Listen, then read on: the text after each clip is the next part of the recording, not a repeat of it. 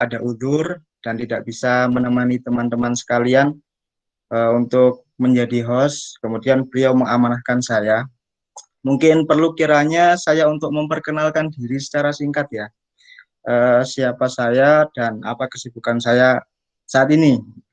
Begitu. Baik teman-teman, nama saya Sarodi Hadi. Ya, teman-teman MPI sekalian bisa manggil saya Odi. Sekarang saya mahasiswa baru di Universitas Muhammadiyah Malang, Fakultas Agama Islam, Prodi Hukum Keluarga Islam. Uh, untuk teman-teman yang mungkin baru bergabung dengan kajian MPI, perlu saya sampaikan bahwasannya MPI atau kependekan dari Mahasiswa Pecinta Islam merupakan sebuah organisasi kemahasiswaan yang dimana bergerak dalam bidang kajian-kajian dakwah, kajian-kajian keislaman untuk mewadahi teman-teman mahasiswa sekalian memahami terkait ajaran-ajaran Islam. Gitu. Alhamdulillah MPI sudah hadir di beberapa kota yang di sana banyak universitas-universitas ya, seperti sudah ada MPI Surabaya, MPI Bandung, MPI Solo, dan beberapa kota lainnya. Uh, Tidak hanya itu, untuk kegiatan MPI bukan hanya kajian saja, akan tetapi juga berupa kajian berupa kegiatan pertemuan langsung, outbound dan lain sebagainya yang biasanya diadakan karena kondisi sekarang sedang pandemi sehingga kegiatan tersebut ditunda terlebih dahulu. Alhamdulillah teman-teman di sini sudah hadir di tengah-tengah kita Ustadz Hisam. Assalamualaikum Ustadz. Waalaikumsalam warahmatullahi wabarakatuh. Bagaimana Terdengar ya Ustadz suaranya kabarnya? ya? Alhamdulillah sehat. Alhamdulillah sehat. Alhamdulillah. Ya, Mas Audi ya. Ya Ustadz, Insya Allah kajian kita kali ini tentang traveling, sholatkah. Untuk teman-teman MPI sekalian, mungkin apa namanya uh, terkait tentang sholat itu teman-teman sudah pernah mempelajarinya dan sudah paham. Tetapi ada mungkin dari beberapa teman-teman yang masih bingung atau ragu terkait bagaimana kita mengerjakan sholat ketika sedang melakukan safar. Bagaimana secara jelasnya, secara rincinya terkait apa itu jamak dan apa itu qashar dan lain sebagainya. Yang insya Allah nanti akan dijelaskan secara jelas oleh Ustadz Hisham. Ustadz. Itu Ustadz ya. Insya Allah, insya Allah.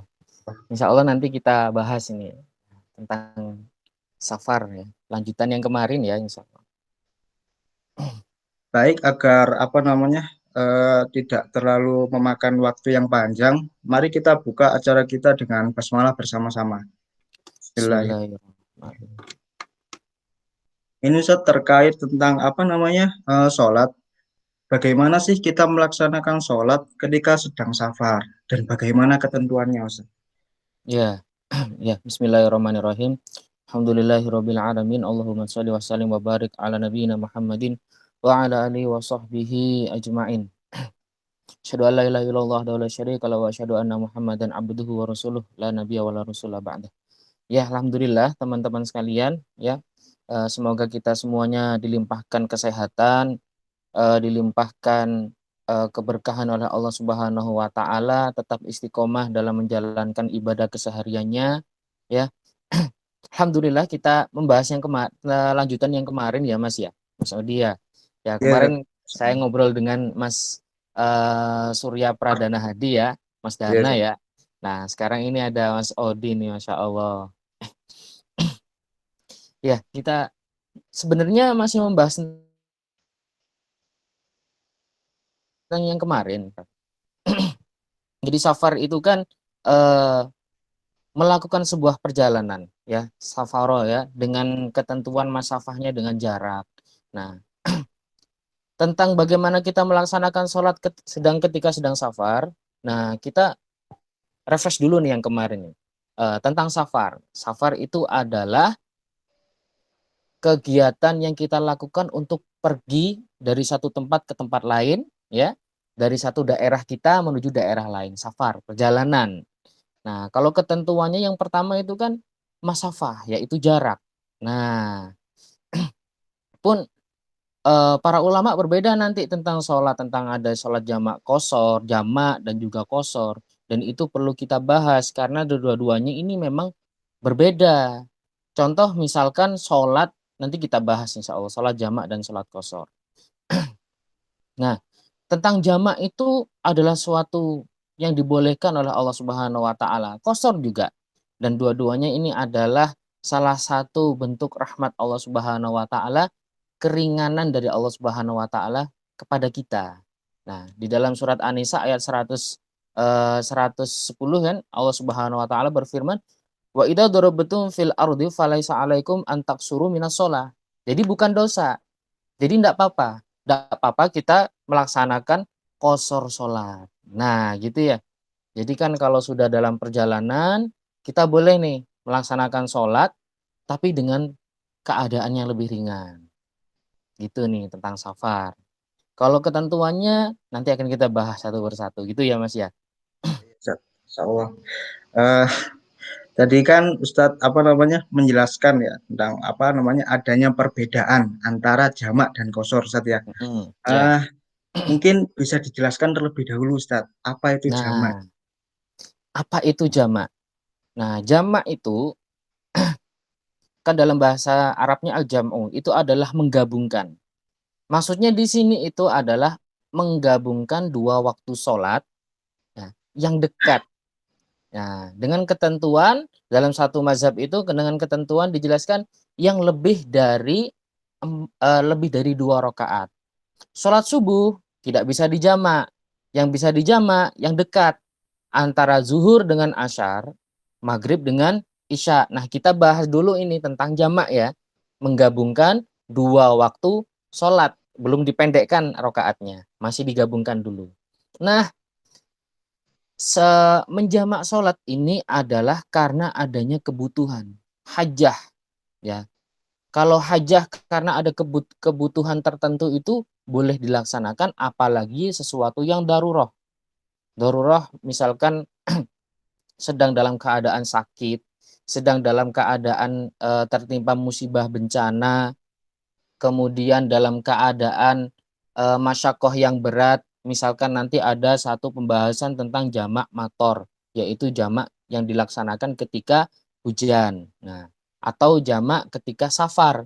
Safar itu termasuk ada masyakohnya, ada kesusahannya. Kan Allah Subhanahu wa taala menginginkan kebaikan buat kita kan. Uh, Wallahu yuridu bikumul yusra wala yuridu bikumul usr. Jadi Allah itu pengen sesuatu itu mudah buat kita. Nah, karena ini kan berkenaan dengan suatu amalan yang apa ya, kalau kita katakan itu cara kita berkomunikasi dengan Allah. Salat ini kan satu amalan yang paling paling besar. Mungkin kita biasa melaksanakannya, tapi satu amalan yang paling besar ini adalah sholat. Sebelum Allah Subhanahu wa taala memberikan eh, amalan-amalan besar yang lain. Nah, ini luar biasa ini tentang sholat. Kita diberikan keringanan.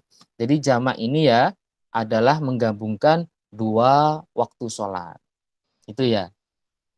Mungkin saya sambung tentang kosor ya. Bedanya dengan kosor itu apa? Kalau kosor itu adalah memperpendek rokaat. Nah, kalau jamak tadi, yang penting ada masyakoh, bukan hanya untuk safar saja bisa dilakukan. Orang sakit bisa menjamak, tapi tidak dengan kosor. Kalau kosor itu harus dilaksanakan, cuma boleh dilaksanakan ketika dalam perjalanan. Misalkan ada orang sholat, ada orang sakit, kemudian sholat, pengen sholat. Nah, karena sakitnya berat, mau berobat, mau operasi dan lain sebagainya, akhirnya dibolehkan untuk jamak karena ada kesusahan di situ. Beda dengan qashar. Kalau qashar itu dibolehkan hanya untuk orang yang sedang melakukan perjalanan. Kalau dalam kayak kita bahas tentang kitab fikih itu dari 4 mazhab sendiri berbeda, ya. Berbeda pendapat di dalam Fikih Islam wa Adilatuhu karya Dr. Wahbah Az-Zuhaili itu dikatakan 82, ya, 82 kilometer. Kan perjalanannya itu kurang lebih itu 4 barit. 4 barit itu kurang lebih 16 farsah, ya. Ada yang menghitung dengan jarak waktu. Ada yang menghitung dengan jarak jauhnya perjalanan. Tapi yang dikatakan di dalam oleh Dr. Wahbah Az-Zuhaili di dalam Fikih Islam wa Adilatuhu itu 80, berapa tadi? 82 sampai 85 kilometer. Tetapi dalam mazhab yang lain mengatakan bahwa yang penting ini sudah melakukan perjalanan, maka boleh dikatakan safar. Contohnya di dalam mazhab Zahiriyah. Nah, karena sudah melakukan perjalanan, ini perjalanan. Kalau sudah mulai, ya sudah ini safar, maka boleh qashar.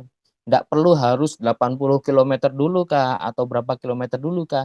Yang penting sudah dalam keadaan perjalanan, maka itu sudah boleh qashar. Itu bedanya. Sholat jamak dengan qashar. Gitu Mas Adi. Berarti apa namanya jamak itu ditentukan karena adanya masakoh Zat ya. Sedangkan kosor itu karena masafah jarak. Iya, ya, kurang lebih seperti itu. Jadi perbedaannya adalah itu saja. Kemudian Ustaz, apakah keduanya antara jamak dan kosor ini boleh dilakukan secara bersamaan atau bagaimana Ustaz?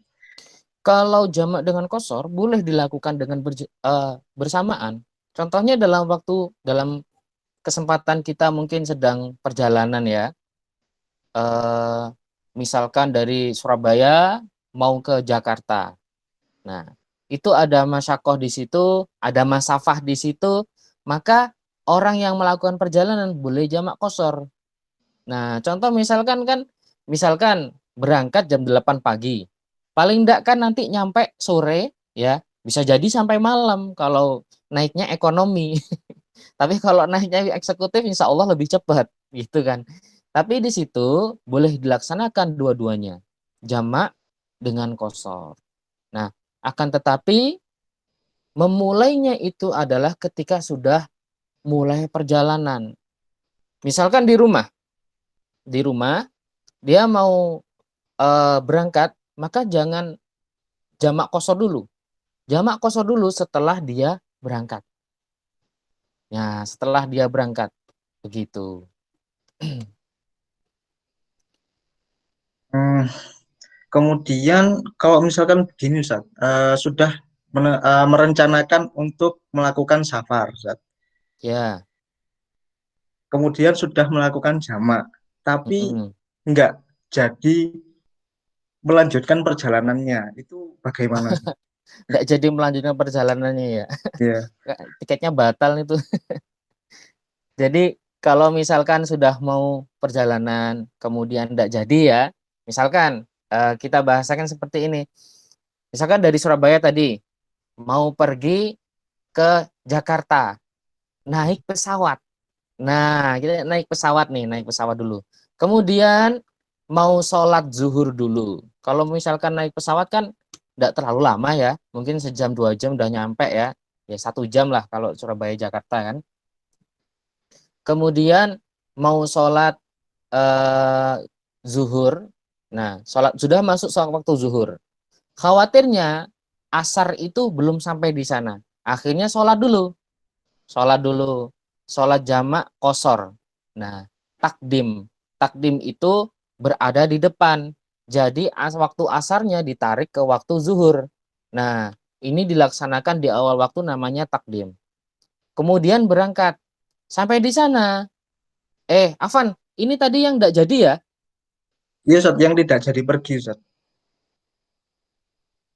Berangkat.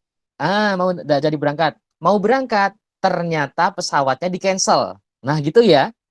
Iya Ustaz. Nah, sudah terlanjur sholat, jamak, mau berangkat, pesawatnya di-cancel. Kemudian apa yang harus dilakukan? Maka sholatnya tadi itu menjadi batal, sholat jamaknya, sholat kosornya. Kenapa? Karena syarat kosor itu adanya masafah, adanya safar. Ilahnya yang disepakati oleh para ulama itu adalah safar. Nah, kalau misalkan safarnya batal, maka sholatnya juga batal. Sebagaimana kita sholat biasanya. Wudhunya batal, maka sholatnya batal. Begitu. Jadi ini bersambung. Seperti itu ya, Allah alam. Itu Mas Odi. Berarti harus mengulang lagi saja ya Iya, sholatnya. harus mengulang lagi sholatnya. Pun begitu, Mas. Kalau misalkan begini, berangkat nih dari Surabaya mau ke Jakarta. Khawatir asar belum sampai di sana, sudah jamak kosor di depan. Kemudian apakah nanti di Jakarta misalkan datangnya setengah tiga, ternyata masih masuk waktu asar, masih ada waktu asar, gitu ya. Nah, masih ada waktu asar. Apakah dia melaksanakan sholatnya kembali, nah, ataupun tidak? Nah, jadi tidak melaksanakan sholatnya kembali dalam mazhab Syafi'iyah. Nah, karena lebih utama mengambil apa namanya jamak kosor tadi, karena ini adalah sebuah bentuk rahmat dari Allah Subhanahu Wa Taala. Kita dikasih rahmat oleh Allah Subhanahu Wa Taala kok nggak mau, maka itu kita tidak perlu melaksanakan sholatnya kembali, karena itu sudah kita laksanakan. Nah, kalau mau melaksanakan sholatnya kembali pun tidak apa-apa, tapi itu bukan sesuatu yang wajib. Hmm. Karena tetap kembali lagi mengambil, karena pada dasarnya kan sholat dilaksanakan tepat waktu. Kalau tepat waktu kita bisa melaksanakan, maka dilaksanakan. Ini menurut jumhur menurut dari mazhab Hanafiyah, Hanabilah dan juga Malikiyah. Nah, tapi kalau sudah sampai di sana, tidak sholat lagi, tidak apa-apa. Kewajibannya sudah terpenuhi. Begitu, wallahu a'lam bishawab. Begitu, Mas Adi.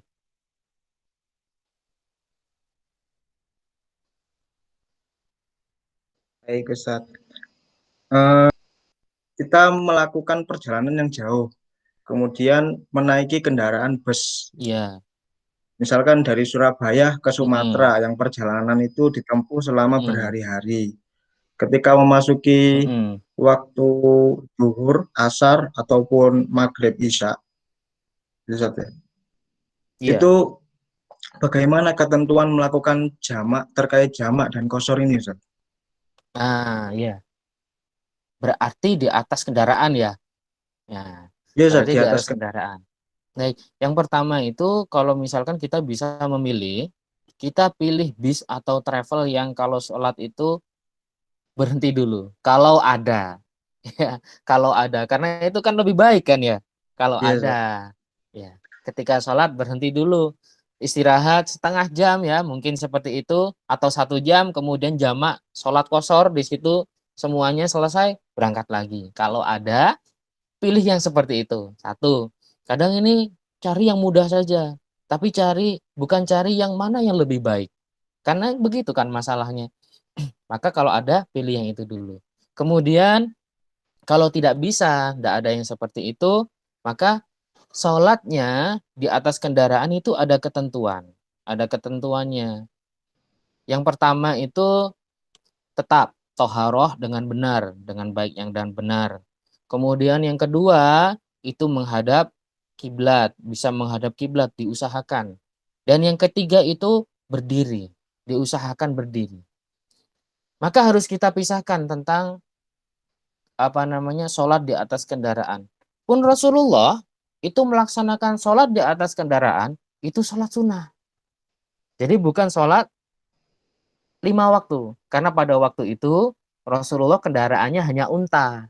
Sedangkan kalau naik unta, Rasulullah untuk melaksanakan sholat wajib biasanya turun. Nah, turun melaksanakan sholat wajib, kemudian dijamak dan kosor.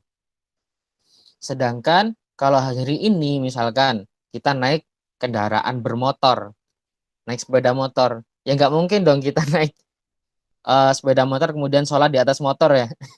Nanti bisa jadi malah nggak fokus nanti. Pun begitu ketika naik misalkan kendaraan yang kira-kira seperti kapal laut, kemudian pesawat terbang, kereta api. Kalau kita kelompokkan seperti ini, kemudian dengan bus, sepeda motor, kemudian dengan mobil juga, kita bagi dua. Ada kendaraan yang memang itu beloknya tidak terlalu jauh. Contoh kereta api. Kalau dia belok, beloknya nggak terlalu jauh. Menghadap kiblat masih bisa kita usahakan. Gitu ya. Nah, ini yang pertama tentang menghadap kiblat. Kemudian kapal laut juga, pesawat terbang juga. Belok bisa, tapi dengan jarak yang mungkin agak sedikit lama, nggak bisa langsung tikung gitu. Yang ada malah malah keluar dari jalur gitu ya. Nggak bisa langsung tikung. Jadi kalau misalkan seperti itu maka bisa kita laksanakan di atas kendaraan. Kemudian kita laksanakan dengan berdiri jika mampu. Kalau tidak mampu maka laksanakan dengan duduk karena tidak ada tempat lagi. Karena tidak ada tempat lagi. Kalau bisa dengan berdiri maka kita laksanakan dengan berdiri. Begitu. Untuk menghadap kiblat, yang pertama kali kita misalkan kita di dalam bus, ya kita mau sholat di atas bus karena waktunya sudah mau habis. Kita sholat, pertama kali kita takbiratul ikhram itu menghadap kiblatnya kemana? Nah, kita lihat seperti itu. Kemudian selanjutnya itu ngikut saja. Kalau busnya belok, kita nggak usah langsung belok gini juga.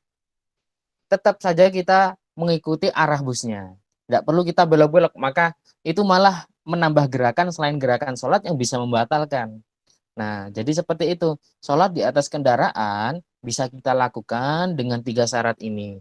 Bisa toharoh dengan benar, kemudian menghadap kiblat, diusahakan dengan menghadap kiblat, kemudian berdiri, diusahakan berdiri. Tapi kalau misalkan contoh para nelayan, kalau sedang berlayar, kemudian sholat di atas kapalnya, itu kan mereka tidak bisa berdiri. Ya kan? Di laut lepas, nelayan-nelayan kecil itu tidak bisa berdiri. Ya mereka sholat di atas kendaraan pasti dengan duduk. Kalau dengan berdiri pasti oleng jatuh. Nah gitu. Tapi biasanya dengan duduk. Nah, wallahu a'lam bishawab. Jadi itu yang masih ada beberapa hal yang harus kita usahakan dulu supaya sholat kita itu tetap sempurna. Kalau memang tidak bisa maka kita laksanakan dengan sebisa kita. Begitu, wallahu a'lam bishawab. Jadi ya alhamdulillah, semoga apa namanya ketika dalam perjalanan ini ya kita bisa tetap istiqomah melaksanakan sholatnya, tidak terlambat ya dengan ketentuan-ketentuan tadi yang sudah kita obrolkan tadi ya tentang jamak, qashar gitu ya. Wallahu a'lam bishawab. Masya Allah. Eh, Teman-teman MPI sekalian ya, terkait jamak dan qashar ini merupakan salah satu dari indahnya syariat Islam, di mana Allah memberikan kemudahan kepada setiap hambanya yang beragama Islam ya untuk melaksanakan syariatnya. Nah, eh, insya Allah kita lanjut ke sesi interaktif saja. Iya, boleh boleh boleh nih, boleh nih. Baik, untuk teman-teman, kita berlanjut ke sesi selanjutnya, yaitu sesi interaktif, di mana teman-teman ikhwan bisa bertanya melalui chat ataupun langsung melalui virtual gitu ya, langsung bertanya. Untuk yang akhwat bisa bertanya melalui chat saja. Atau jika ada teman-teman sekalian yang ingin menambahi terkait materi ataupun bagaimana, ya silahkan, karena apa namanya, ini adalah sesi interaktif ya. Boleh, tafadhol teman-teman sekalian. Silahkan jika ada yang bertanya.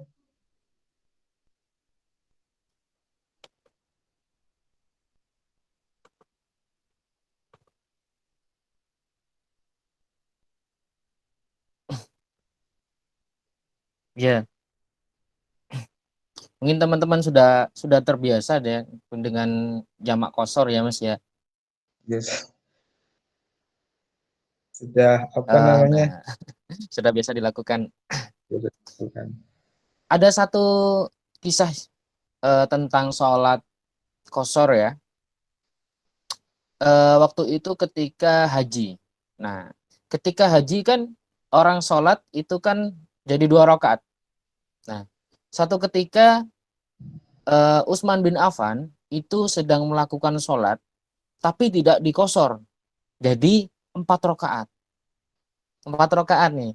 Kemudian hal ini disampaikan kepada Abdullah bin Mas'ud. Nah, ini sesuatu yang mungkin baru di kalangan para sahabat yang awam lainnya.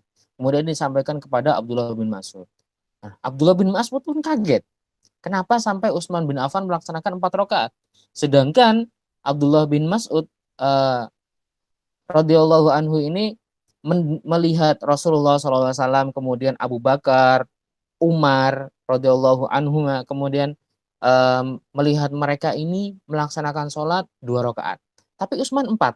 Kenapa? Apakah Utsman ini membuat kebid'ahan? Nah, seperti itu. Kemudian ditanyakan kepada Utsman, kenapa sampai Utsman melaksanakan seperti ini? Karena Utsman memiliki kerabat waktu itu di Mekah. Jadi Utsman berniat tidak apa namanya berniat ketika sudah di Mekah itu dia berniat untuk mukim. Jadi tidak berniat untuk safar lagi. Nah, kan awalnya kan perjalanan dari Madinah. Dari Madinah menuju Mekah. Itu kan jamak qashar semuanya. Tapi setelah sampai di Mekah, Utsman bin Affan ini tidak melaksanakan sholat jamak qashar 2 rakaat. Sholat qashar 2 rakaat. Nah, tapi Utsman bin Affan melaksanakan dengan 4 rakaat.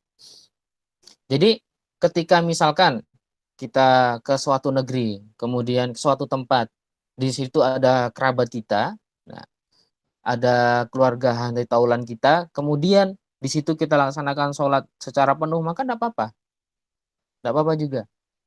Dan maksimal kita melaksanakan sholat qashar ini kan, sholat qashar seseorang dikatakan musafir, nah paling lama itu 3 hari.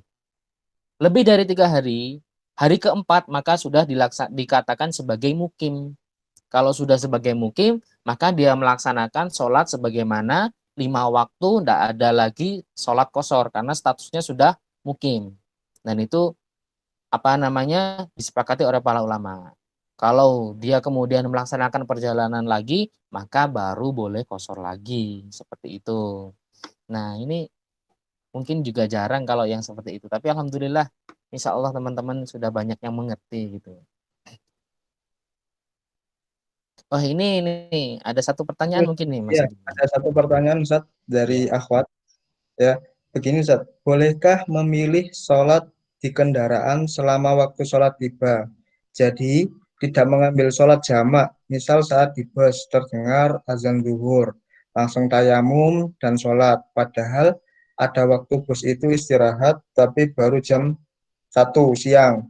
Lebih baik Mm-mm. mengutamakan sholat di awal waktu atau di tempat yang layak, Ustaz. Lebih baik sholat di awal waktu atau di tempat yang layak. Nah, dua-duanya ini memiliki keutamaan, ya. Sholat di awal waktu itu memiliki keutamaan sendiri, ya. Sedangkan ketika sholat jamak juga memiliki keutamaan sendiri. Baik, Bismillahirrahmanirrahim. Sholat di awal waktu itu tidak mutlak apa namanya? Tidak mutlak satu syarat sah sholat, ya. Tapi itu sesuatu yang harus diusahakan. Sholat di awal waktu. Tapi itu bukan bukan juga termasuk syarat yang paling apa namanya paling baiknya sholat, bukan seperti itu juga. Jadi ketika memilih seperti ini, ketika ada kesempatan untuk sholat jamak walaupun itu jam 1, kalau di dalam mazhab Syafi'iyah maka lebih utama untuk mengambil jamaknya, lebih utama untuk mengambil jamaknya, begitu. Jadi karena ada kesempatan, kan ketika sholat misalkan begini, sholat di atas kendaraan, dia ambil apa namanya sholat tepat waktu. Nah, kita kesampingkan jamak qashar dulu. Dia mengambil sholat tepat waktu. Tapi ketika dia bisa melaksanakan di masjid, dia bukan hanya bisa mengambil, dia bukan mengambil apa namanya, apa tadi namanya, tepat waktu, tapi dia bisa melaksanakan sholat dengan rukun yang lebih sempurna. Dan itu lebih utama, lebih utama. Pun masih ada perbedaan di antara para ulama karena sholat tepat waktu itu juga dikatakan lebih utama. Akan tetapi di dalam mazhab Syafi'iyah itu lebih utama untuk melaksanakan jamak dengan rukun yang lebih lengkap. Kalau kita sholat di atas kendaraan, banyak rukun yang tidak bisa kita laksanakan. Ya, banyak syarat yang tidak bisa kita laksanakan. Seperti di bis, kita nggak bisa berdiri. Bisa berdiri, tapi mungkin nanti jatuh-jatuh gitu. Nggak bisa berdiri kemudian dengan konsentrasi. Kita nggak bisa untuk menghadap kiblat secara 100% penuh. Kemudian kita nggak bisa rukuk, sujud, dan banyak lagi kan. Tapi kalau kita bisa melaksanakan di masjid dengan rukun dan syarat yang lebih sempurna, kita laksanakan di masjid. Kalau ada kesempatan seperti itu. Begitu, wallahu a'lam bishawab. Baik, dari teman-teman MPI sekalian, apakah masih ada pertanyaan baik dari Ikhwan ataupun Akhwat? Ya, ya ini dijawab. Terima kasih Ustaz. Sama-sama, alhamdulillah. Pernah juga satu ketika ya Mas, saya pernah naik kereta. Waktu itu dari Bandung menuju ke Solo. Dari Bandung menuju ke Solo. Kemudian ada orang, ya saya tanya dia, mau sholat? Iya. Kemudian karena mungkin dia tidak tahu, ternyata dia tidak tahu tentang syariat jamak qashar. Jadi dia melaksanakan apa namanya ketika itu juga. Nah, waktu itu maghrib. Waktu itu maghrib. Saya tanya, mau sholat. Padahal nanti jam Isya lebih sedikit itu sudah sampai di Solo. Sudah sampai di Solo. Kemudian saya sampaikan, loh, kenapa enggak jamak? Kenapa enggak jamak? Loh, apa itu? Nah, jadi dia enggak tahu tentang jamak qashar. Jadi Masya Allah, dia punya semangat untuk melaksanakan sholat, tapi ada beberapa yang belum dia ketahui tentang jamak dan juga qashar. Dan itu boleh. Kemudian saya ajarkan itu di situ. Di atas kereta api itu saya ajarkan. Caranya sholat jamak qashar saya jelaskan. Alhamdulillah ternyata dia itu ilmu baru buat dia juga.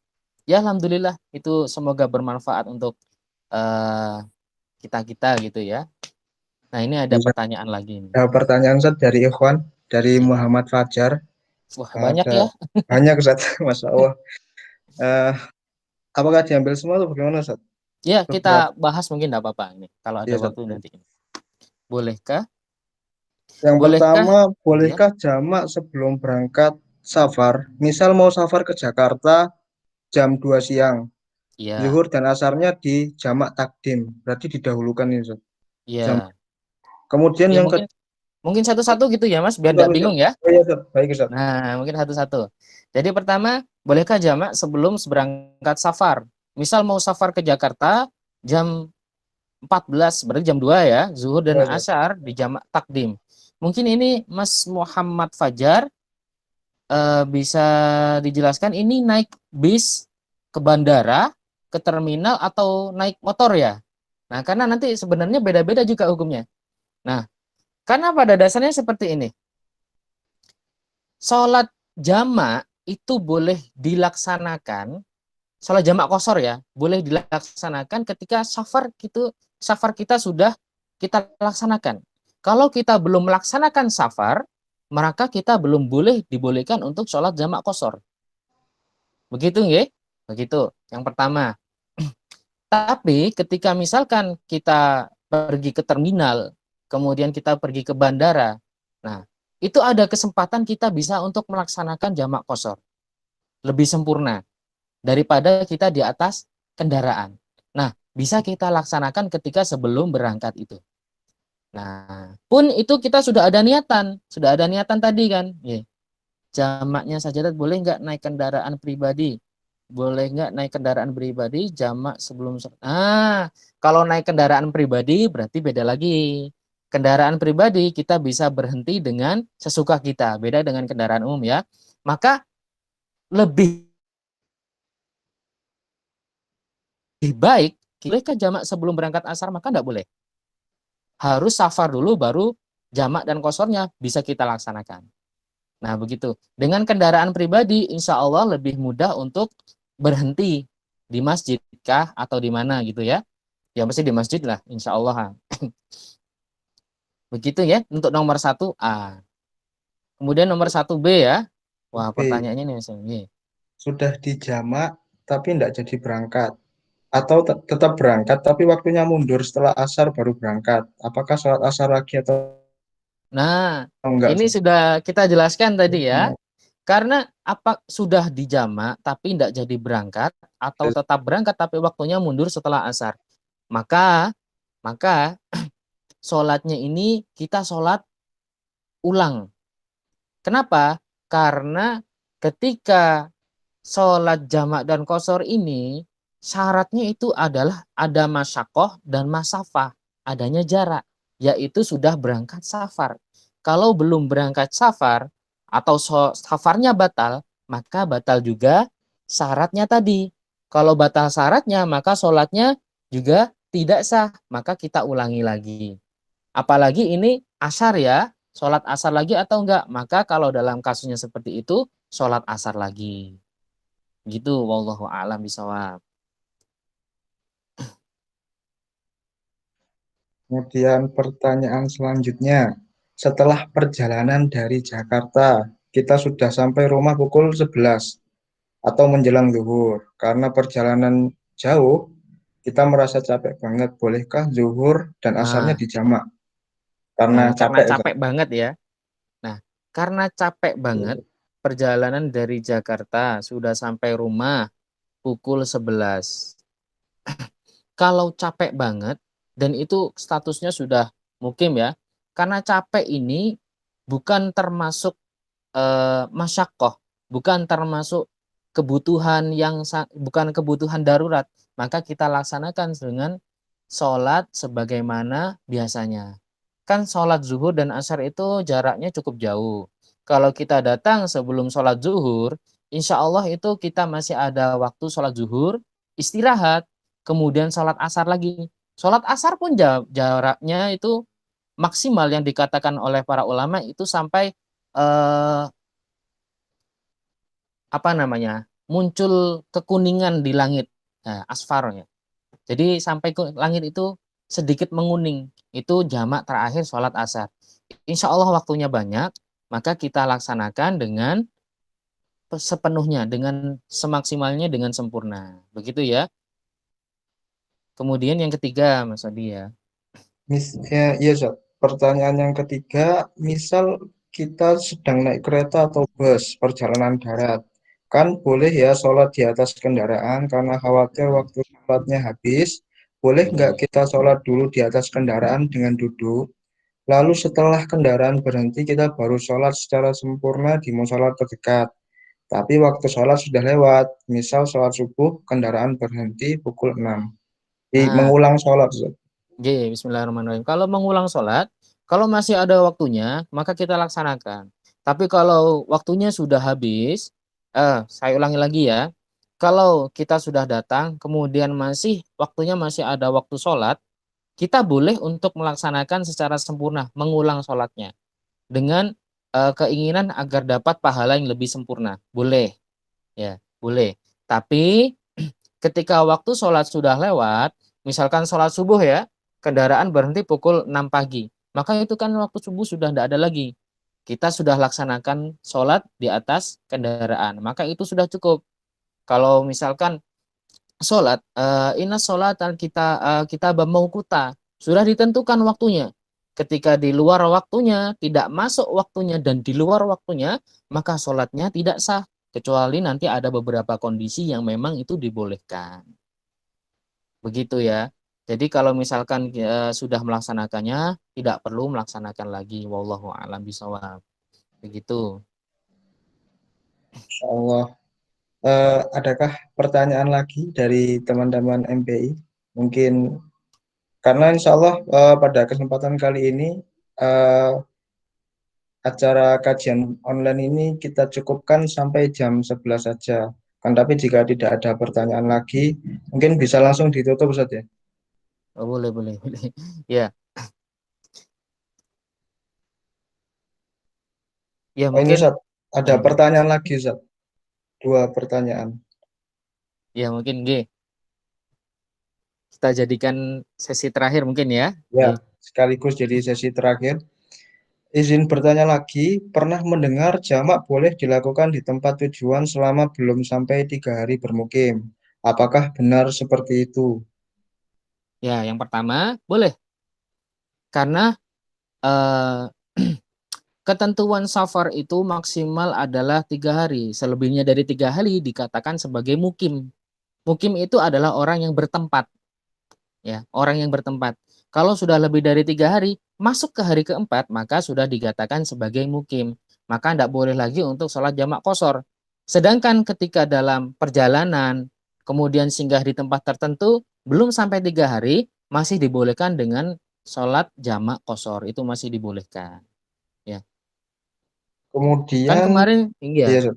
kemarin kita sempat membahas tentang ketentuan safar ya. Ketentuan safar itu ada satu itu masafah, yaitu jarak. Kemudian yang kedua itu ada bukan safar dengan kemaksiatan. Kalau safarnya ini adalah untuk kemaksiatan, maka sholat jamak qashar ini tidak bisa kita lakukan. Dan ini eh, ijma oleh para ulama. Kalau sholatnya untuk kemaksiatan, maka tidak diperbolehkan. Tetapi ketika sholatnya bukan untuk kemaksiatan, maka itu diperbolehkan. Begitu ya, wallahu a'lam bishawab. Kemudian pertanyaan terakhir, Ustaz. Ya. Berarti sholat di atas kendaraan dengan duduk tetap sah dalam kondisi seperti nomor 3 sebelumnya, Ustaz. Yang sholat di atas kereta itu, Ustaz. Oh ya, ya. Sholatnya tetap sah. Sholat di atas kendaraan itu dibolehkan. Dengan ketentuan tadi ya, tidak bisa duduk, tidak bisa apa namanya, tidak bisa untuk mengusahakan berdiri, sholat tepat waktu, khawatir waktunya terlewat, maka sholat di atas kendaraan itu sah. Tapi itu bukan pilihan yang pertama, kita kembali lagi. Karena kalau misalkan ada kesempatan melaksanakan dengan sempurna, maka kita laksanakan dengan sempurna. Begitu. Wallahu a'lam bishawab. Ini tentang sholat di atas kendaraan. Begitu. Ya, Alhamdulillah, eh, teman-teman, Alhamdulillah. eh, kita sudah menyelesaikan dari beberapa rangkaian sesi, dari mulai pembukaan, penyampaian materi, dan sesi interaktif. Insya Allah kita akan bertemu dalam kajian selanjutnya dan mohon untuk teman-teman sekalian untuk menjaga kesemangatannya dan mohon bantuannya untuk apa namanya men-share jika ada kajian dari kami gitu. Eh, Baik teman-teman sekalian, kita langsung akhiri pertemuan kita dalam serial Tokan Takon yang membahas tentang fikih, seputar fikih. Mari kita tutup kajian kita dengan bacaan hamdalah dan doa kafaratul majelis. Alhamdulillahirabbil alamin. Subhanakallahumma wa bihamdika Allahumma asyhadu asyhadu an la ilaha illa anta astaghfiruka wa atubu ilaik. Baik, terima kasih semuanya. Sampai jumpa kembali pada kajian NPI berikutnya. Assalamualaikum warahmatullahi wabarakatuh. Waalaikumsalam warahmatullahi wabarakatuh.